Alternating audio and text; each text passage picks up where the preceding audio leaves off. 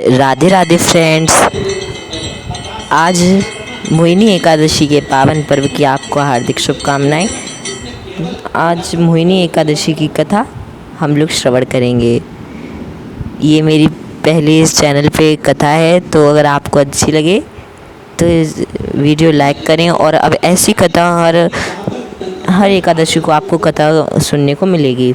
तो चलिए स्टार्ट करते हैं।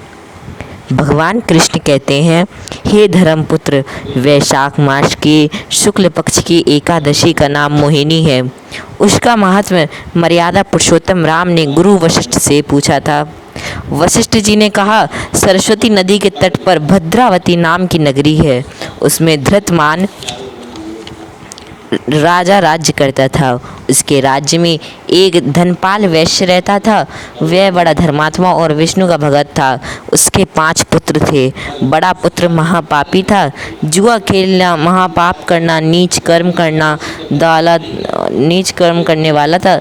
उसके माता पिता ने कुछ धन देकर उसे घर से निकाल दिया। आभूषणों को बेचकर कुछ दिन उसने काट तो लिए। अंत में धनहीन होकर चोरी करने लगा। सैनिकों ने पकड़कर बंद कर दिया। दंड अवधि व्यतीत हुई तो नगरी से निकाला गया। वह वन में पशु पक्षियों को मारता खाता था। एक दिन उसके हाथ का शिकार न लगा। भूखा प्यासा कोठर मुनि के आश्रम पर आया था और जो हाथ जोड़कर बोला, हे मुनि, मैं आपकी शरण में आया हूँ। मैं पातकी हूँ और कोई उपाय बताओ जो मेरा उद्धार करे। मुनि बोले, वैशाख माह के शुक्ल पक्ष की एकादशी का एक व्रत करो। अनंत जन्मों का पाप भस्म करने वाली एकादशी तुम्हारे अनंत जन्मों के पाप को भस्म कर देगी। मुनि की शिक्षा से वैश्य कुमार ने मोहिनी एकादशी का व्रत किया। पाप रहित होकर विष्णु लोक को चला गया। इसका महात्म्य सुनने से हजारों गोदान का फल मिलता है। और इस दिन फलाहार में गौमूत्र का सागार लेना चाहिए और गौ पूजन करना चाहिए।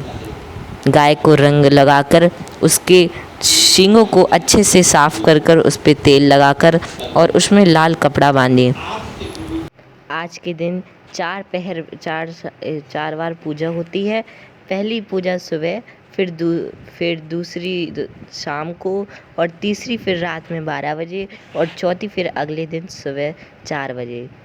प्रभु शालिग्राम की पूजा करें और अपने जीवन को सुखद और मंगलमय बनाएं।